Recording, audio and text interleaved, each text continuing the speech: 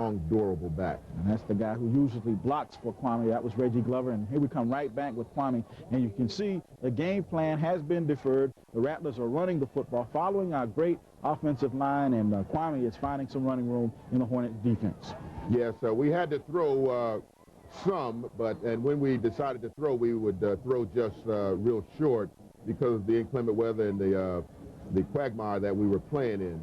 But the players adjusted, and of course we were able to pull out the victory. You can see just how the field was wet. Ball just rolls dead. And here we go, Delaware State now on offense. And you're going to see the Rattlers come to work on defense, fumble the football, and it's Michael Thornton. Coach, we haven't talked a lot about this young man, but he has 2 fumble recoveries on the year. He is having a super year. Yes, Michael Thornton's doing a great job. He was competing with Jomo Cousins for that defensive end spot. Jomo Cousins went out with a knee injury that gave Thornton an opportunity, and he's taking full advantage of it. Here's the reverse with Robert Wilson. You see Damian out there throwing a block for him, and they sort of shut that reverse down pretty good. And here comes our first field goal attempt, and Juan Toro, coach, is in the books. The freshman kicker puts 3 points on the board, and the Rattlers take an early lead. Yes, Juan Toro, he's a pure freshman out of Miami American High School. Did a real fine job kicking field goals, had 2 attempts and 2 made. And that was, of course, the margin difference for the victory. That was Brian Thomas on that tackle of wingback Dennis Hill. Here come the Hornets, and another great coverage there. That's Earl Holmes. Nope, it's Barry Brown who comes up and puts a lick on the wingback on an incompleted pass. Here's Damian, fires across the middle, and here's Jamie Bell, and Coach Jamie found that seam in the zone there over the middle quite a few times against Delaware State. Yes, he did. He found that middle 3 times, as a matter of fact, and he just has a real good knack of getting into the seam, getting into the open area, and Damian had the easy throw to him. And Kwame Vidal making it look easy there. Here comes Reggie Glover, the Rattler fullback, and he takes it inside the 5 down to the 4-yard line, and all of a sudden, boy, you can hear those rattles going now. The Rattlers are about ready to strike. There's Kwame up and over, and he's in for the touchdown. For the Rattlers now taking a 9-0 lead over Delaware State.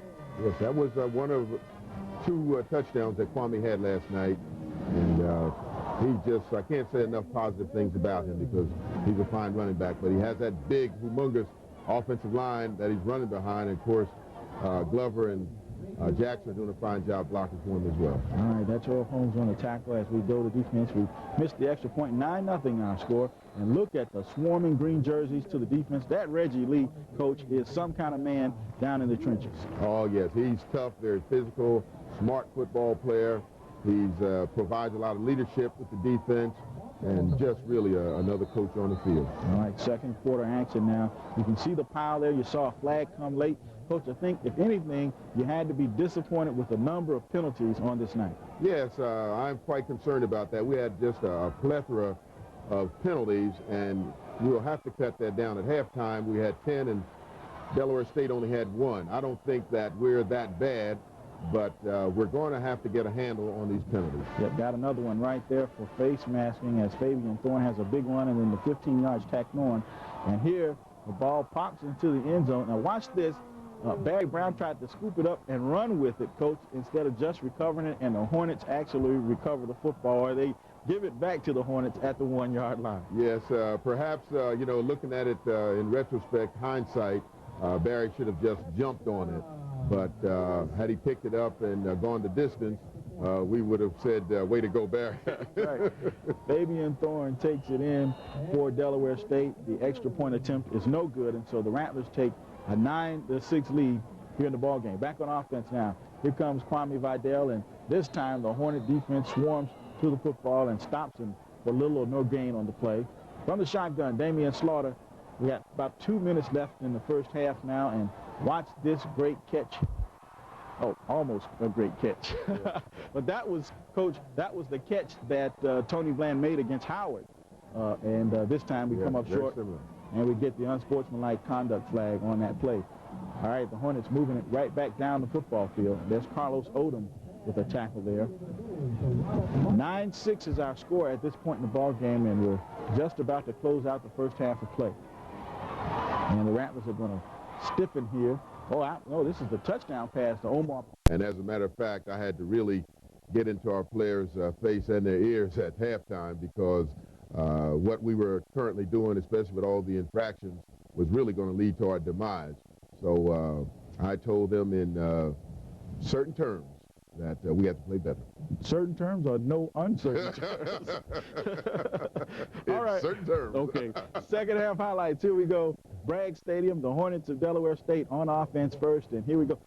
Coach, the Rattlers really did a good job of wrapping up Fabian Thorne. He is some kind of fullback. Yes, he's an excellent fullback. He's the best running back that we've gone against other than Ferguson of Miami. He did a real fine job on us, almost got 100 yards, and did a great job on us. All right, Dennis Jones, there it is, right there. Look at the Rattlers swarming to the football. You saw the little misdirection or play action there, and the Rattlers still with some big hits coming up and stopping the ball carrier. All right. We were swarming. Damian rolls to his right, now looks downfield, and Coach, this one was a little bit behind Robert Wilson, but usually he'll make that catch. Yes, Robert dropped a couple, but you don't see him drop that many, and you won't see him drop too many in the future either. Robert's a great receiver, and I don't think we have anything to be concerned about. On this particular play, receiver Jamie Bell was really rocked, and Jamie's going to be okay, though, Coach. He got his bell rung on this play, coughed the football up, and gave it to Delaware State, but he's going to be okay. But right at this point, when you saw him on the video there, he didn't know he was in Bragg Stadium Saturday night. Yeah, he got hit real hard, but he's a tough individual, real competitor, and he'll be back in fine shape. He's a great athlete. All right, here we go. Rattlers again swarming to that football. That's Robert London, the wing back, and there's Reggie Lee. Coach, another great night for Reggie. Oh, yeah, Reggie plays well every game. We can always depend on Reggie to come up with some big plays and to play Rattler football for us. All right, Antonio Barrio on that last stop. Coach, Barrio had a big night, a real big night on defense. Here's Barry Brown with the interception, and he's going to bring it back. Barry Brown's another one that the pro scouts like, Coach. He might be playing next year on Sundays. Oh, yes. He's a fine, strong safety. He plays that Rattler position, which is the most, it's the toughest position really on the field because you have to cover fast people, and you have to come up and force a run against 300-pounders. Yeah, all right, that time Damian can't really get the play off, and here we go. Juan is in now to attempt his second field goal of the night, and Coach, your true freshman, nails it right through the uprights. He's going to be a good one. Struggled a little bit still on the kicking game, but seems like you may just have a formula going here. Well, we're going to get back to the drawing board, as I mentioned earlier, and correct the problems that we have with our kicking game. We don't have a lot of problems, and we don't have a serious problem. We're just a little bit concerned about the inconsistency. All right, here we go. Fourth quarter action. Dennis Jones keeps, and Earl Holmes and Reggie Lee collide, and Reggie kind of falls backwards there. Brian Thomas, their coach out of Montgomery, Alabama, he is having a super season. Brian is having an excellent year, and I'm very happy for him because he's worked real hard. All right, here's the fake punt, and they're going to pick up the first down here. A gutsy call by Bill Collick, but it worked for him, Coach. Kind of caught us napping there, and they get a first down and on the move again. This game is far from over at this point in the ball game. Yes, right. It is. It's far from over. We're sweating now. We're sitting on pins and needles. All right, here we come back. Thalamus Trammell, and he is going to take it in for the touchdown. And once again, the Hornets retake the lead here in the ball game. Dennis Jones throws right over the middle for the two-point conversion, and it's 21-18 Delaware State. Now, this is when you know you got a good football team, Coach. When you have to do it, you got to do it. And here come the Rattlers. That's Kwame Vidal, and looks like there's a big pile up. Delaware State comes up with the football, but watch what the Rattlers do. They're going to stiffen and going to make it happen. Thalamus Trammell again. There's Antonio Barrio. And Coach Barrio went on a tear here. He had about 3 or 4 big tackles in a row. And again, you see those guys hitting so hard out there, you start concentrating on catching the football. You get what you call alligator arms. You get the short arms. All right, Tremaine Bridges is going to field this one, Coach, and he probably should have let that one go in the end zone. We're going to start at the 2-yard line and move 98 yards. Here we go. From the shotgun, Damian Slaughter, and the shovel pass. Boy, this is a great play. It fooled everybody. Fooled Miami, fooled Delaware State, and there's Kwame. He gives us some breathing room here, and we get some penalties on the play. This time it went against Delaware State. Here we go. Kwame again, and Kwame turns it up, turns on the Jets, and gets out of bounds. And so we've got this drive going pretty good now. It started at the 2-yard line. Remember, here's Gerald Jackson. This is the way we want to see the big fullback run, Coach. North and south, running over people. That's right. He's a big man, and he should run like a big man, and that's what he's going to do from now on. All right. Damian Slaughter's going to load it up, fire it out to Tony Bland. He eludes that Delaware State Hornet, and it's off to the races for our St. Petersburg senior. He has really come on, Coach, like a gangbuster. He's having a great season. He's having an unbelievable season, coming up with the big plays, the pressure catches, doing a real fine job. Once he caught the ball, I knew it was a score because he's a bona fide, true 4-4 40 man, and if he gets the lead on you, nobody's going to catch him. All right, Juan's extra point was no good, and the Hornets now still with some time in this football game, and you're going to see the Rattler defense now really step up and do what they have to do when they have to do it. Look at that hit by Antonio Barrio. That's why we voted him Defensive Player of the Game in this one. We gave the Offensive Player of the Game to Tony Bland because he saved us with that big touchdown reception. All right, Dennis Jones. Look at here, underneath, you can hear footsteps coming. Barry Brown was right there. Fabian Thorne coughs it up. And the Rattlers know now that this one's in the bag. There's Bradley Feeder. 24-21, the final score. The Rattlers go 6-1, 3-0 in the MEAC. Here the final stats. Here we go. The key stat in this one, Coach, is 14 penalties, 120 yards against the Rattlers. Yes, too many penalties, and we cannot continue to win if we continue to have 14 penalties per game. Somewhere down the line, it's going to create some serious problems. All right, we'll be back with the scoreboard and more after this time out on the Coach Billy Joe Show. Tony Bland, the senior wide receiver out of St. Petersburg, big catch here, gives the Rattlers the victory. He shakes off a Delaware State Hornet and rumbles into the end zone. Tony Bland has come on. He's having a big season in his last in the orange and green. Defensive Player of the Game, number 51 out of Miami, linebacker Antonio Barrio. He just really came on like gangbusters. There's a big hit right there from another Miami senior. Coach, two great ball players in Bland and Barrio. Yes, two fine athletes, and they're doing an excellent job. Both of them are seniors, and I'm very happy for them. All right, the MEAC scoreboard is up. South Carolina State and Bethune-Cookman down in Daytona. Homecoming for the Wildcats. The Bulldogs beat them 42-28. North Carolina A&T struggled with Morgan up in Baltimore, but came away with a 38-32 win. Hampton defeats Norfolk State. Hampton in the league, but can't compete for the conference championship this year. And some great games on the scoreboard this weekend. Let's take a look at the conference standings now. Rattlers move into the driver's seat finally, 3-0 in MEAC play, 6-1 overall. Bethune-Cookman, the Rattlers were tied with Bethune, now falls to 2-1 in conference play after losing to South Carolina State. The Bulldogs improved to 2-0, and Coach, that FAMU South Carolina State game is shaping up to be a big one. Yes, it is, but we're not going to look past Morgan State. Those Golden Bears gave us fits, gave us all kinds of trouble last year, so let's think about those Golden Bears right now instead of those Bulldogs. And they've got a great quarterback in Michael Moore, and he's going to be coming to Tallahassee, and we got to repay them. A little revenge for homecoming. We will be ready. Well, Coach, you know you hit those big double nickels on this weekend, and so we thought we'd do a little something nice for you on your birthday. And, happy birthday for you, Coach. Thank you. Thank you got the win, much, and now you got a cake to go along with it. Thank you very much. This is a surprise. Yeah. This is truly a surprise. Thank you very much. I certainly appreciate it. Thank you. Wish you a happy birthday, and of course we'll be back next week on the Coach Billy Joe Show. Don't have a game. We have an open week. Glad to have it. Give him a little time to eat his cake, you know what I mean? And, but we will have a show. We're going to have a special show for you, so we want you to join us, and we'll have some highlights for you next week right here on the Coach Billy Joe Show.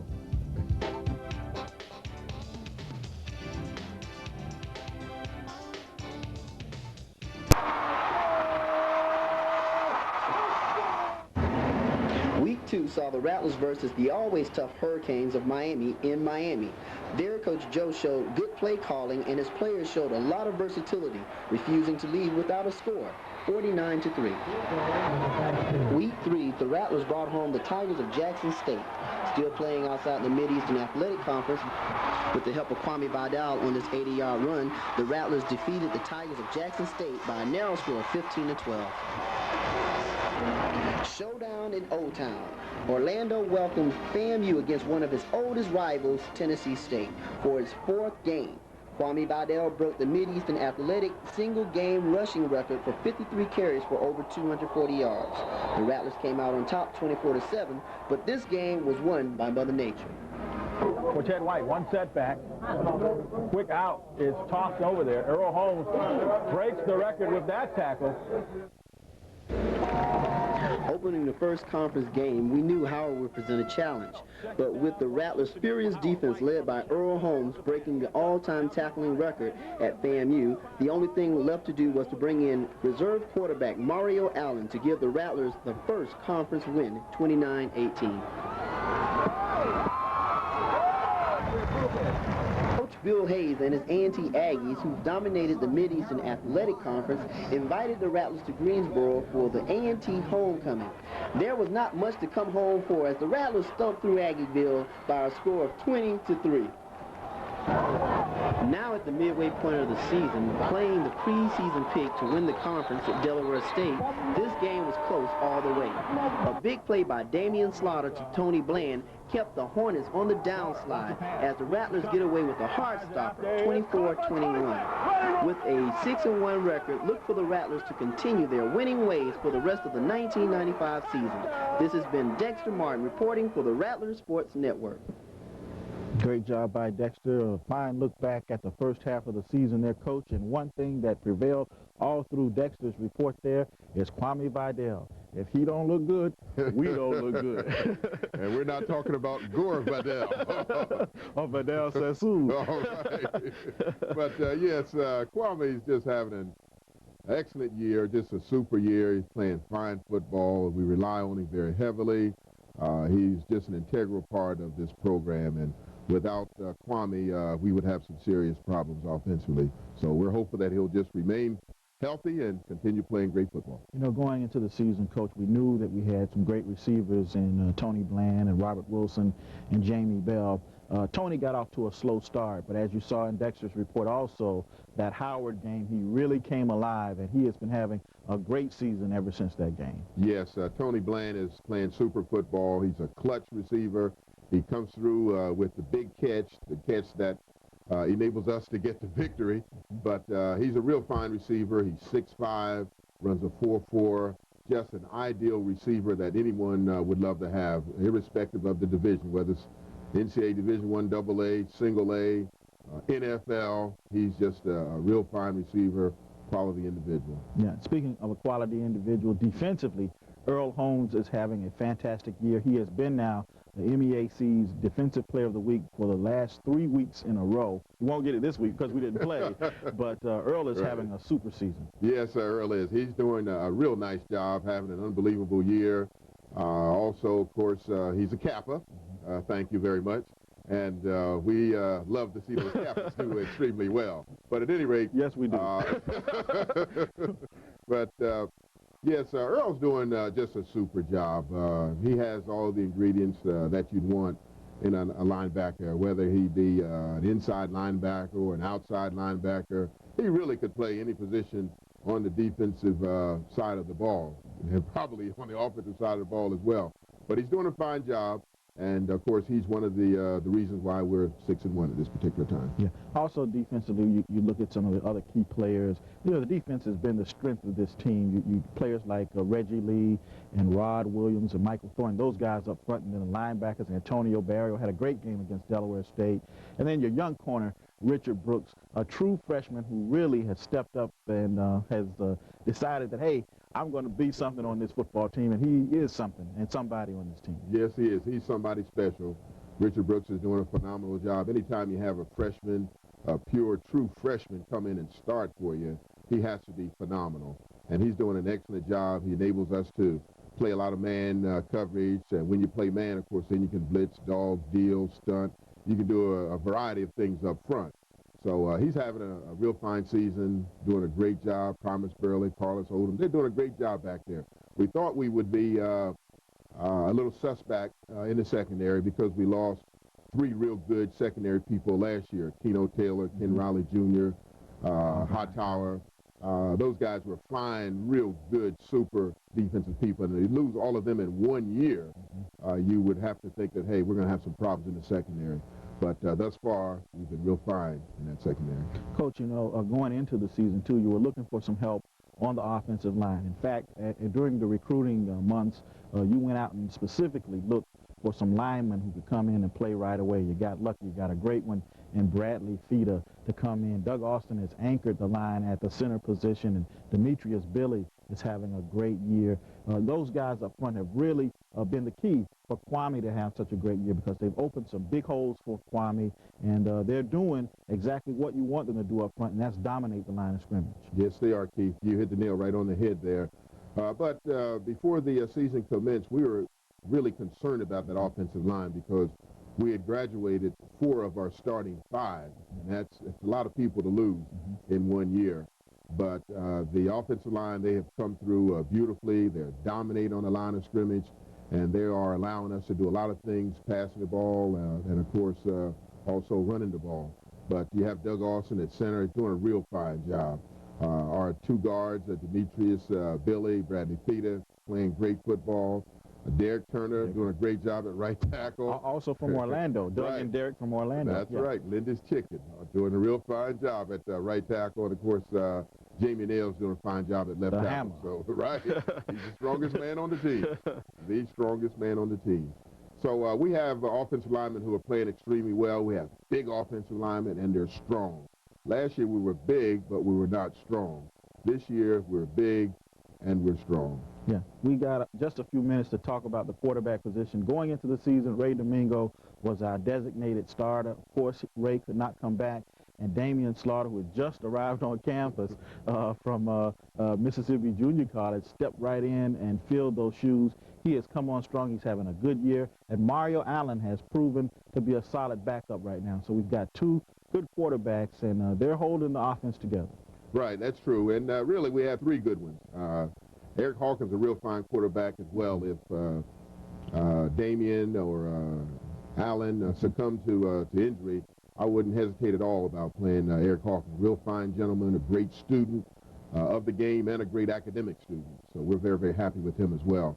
But we're extremely pleased with Damian Slaughter coming in and taking over after 3 or 4 weeks of being on the campus, learning the system. A super intelligent young man, throws the ball real well, has great maneuverability. So he's doing a fine job. And it's also good to know that Mario Allen is game ready. He came in the game against Howard and did a fine job. Matter of fact, helped pull the game out for us. So we have 3 fine quarterbacks, and they're doing an excellent job. Yeah, one great stat on Damian as we go to break is that still 7 games into the season, he has not thrown an interception. And so when we come back, we'll take a talk to another Joe, who's no ordinary Joe, right after this timeout on the Coach Billy Joe Show.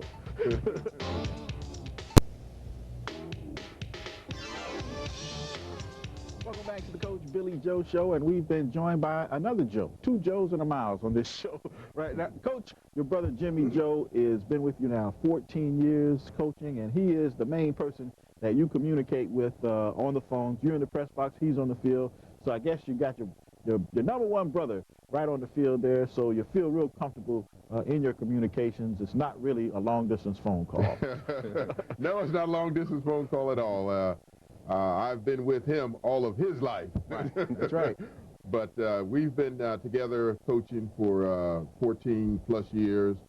We communicate extremely well. I know his tendencies. He knows my little old idiosyncrasies. And we interact extremely well. He's my assistant head football coach and does an outstanding job on the field, recruiting, you name it. He does a super job, and I just hope I don't lose him. Yeah. Jimmy also serves as the offensive coordinator for the Rattlers, and so he is the man in charge of the Rattlers' offensive fortunes. And Jimmy, the offense this year, it came around slow. You had a new quarterback coming in, had to learn the system real fast. But, boy, you got a great running back in Kwame Vidal, and he sort of helped pace things along for us now, and the offense has really come around. Sure is, Keith. And what's making that offense come around is just the whole team working together and them having a lot of discipline. This team is extremely disciplined over the other teams as far as the years are concerned. And just a lot of quality things that they're doing out there on the field. On the line, quarterback, got quarterbacks 2-3 deep. Receivers, we have about 6 or 7 quality receivers that we can just throw in at any time. And it's just a thrill to have a lot of quality athletes as far as the program is concerned. Our overall team speed is good. Like Coach said a little earlier, our strength is excellent. So we're going to do a lot of quality things. We have, and we will continue to do so. Are you surprised? You stay out of this one now. Are you surprised at how fast this team has really come together under the Joe program, your older brother's program? In your second year, here you are, 6-1 at the halfway point, the #1 team in the SBN poll. Not really, because this team is extremely intelligent, and they are catching on to everything that we feed them. And we force-fed them a lot of material, and they just sucked it all up. And if you know the system sound, when you get out there, you're gonna perform. Last year, it was the first year for us and the team members, and things were a little rusty. They had to get to know the system, but now they have the system under their belt. They feel comfortable with it, and they're able to do things at a quality level. Yeah, we should point out to Rattler fans, too, that Jimmy Joe was a great athlete himself, a star running back for the Morgan State Golden Bears, in fact. And speaking of Morgan State, Coach Billy Joe, I know you want to really put something on those your brother's alma mater this weekend. Yes, we would certainly like to, Keith. They upset us last year on our homecoming, and I was about as low as a Rattler snake's belly at that time. But we're hopeful that does not happen again, because we're a much more experienced football team, and I think we'll be okay this year. Jimmy, let's talk a little bit about how you communicate with your brother from the press box. I think that's a very interesting thing. A lot of people, we don't really get to see or understand that interaction. We do know that it gives Coach Billy Joe an advantage because he's seeing the whole field, and actually he can tell you guys what it is he wants to do on the field. But I mean, obviously there's got to be some moments there when it can be very interesting down on the field. Well, you're absolutely right, Keith. And like Coach said, that we know each other like a book, inside and out. And Coach is up there, and he's able to see the whole program, everything that's going on within the line, the linebackers, and the secondary. And he's able to make those decisions, send it down to me, and I can send it right in.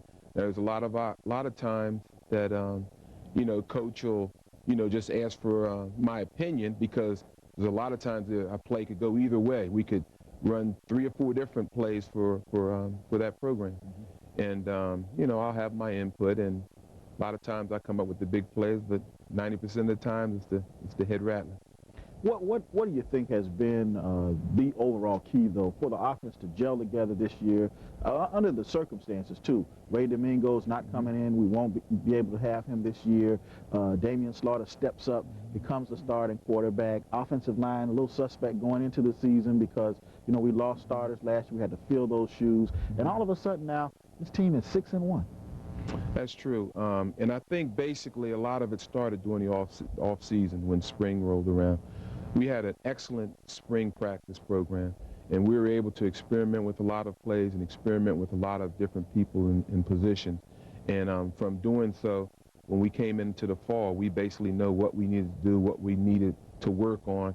And at that time, when we knew that Ray Domingo wouldn't be in the mix, and we had a quarterback, and we just used the quarterback that we had at hand. And the new quarterback from Mississippi came in and just showed his wear. And he's an extremely versatile quarterback. He can throw, he can run, he can make decisions, he's intelligent. And in some point in time when Coach or I cannot get the play into him, he'll make that right decision and make something happen. We're going to give you the last word on this, Jimmy. I know you're a Morgan State alum, but obviously you're going to be on the orange and green side on Saturday. Know you like the payback from last year. Absolutely. I felt just as bad as anybody last year when we lost. I really wanted to win last year because basically I wanted to show Morgan State what type of coach I was and what type of product they had put out. And this year I'm even more inanimate about it this year, and I really want to beat them. I truly really want to beat them. All right, Jimmy Joe, our offensive coordinator, the younger brother of the head coach here, Billy Joe. And we'll be back with more on the Coach Billy Joe Show after this timeout.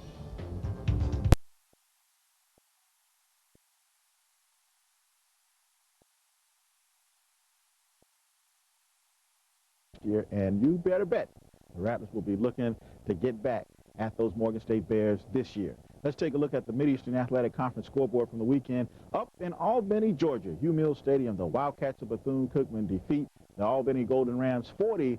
It was a pretty good game. And also, Delaware State bounces back on the winning track. They defeat Morgan State, the Rattlers' next opponent, 41-17.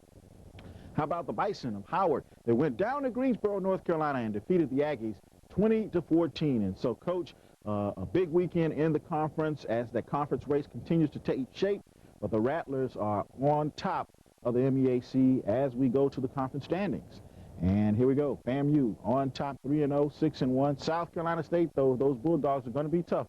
And they're at 2-0, 4-2. Bethune-Cookman also later in the season, 2-1. They're 3-4 overall. And so it is going to be a tough conference finish. The race has not yet been won.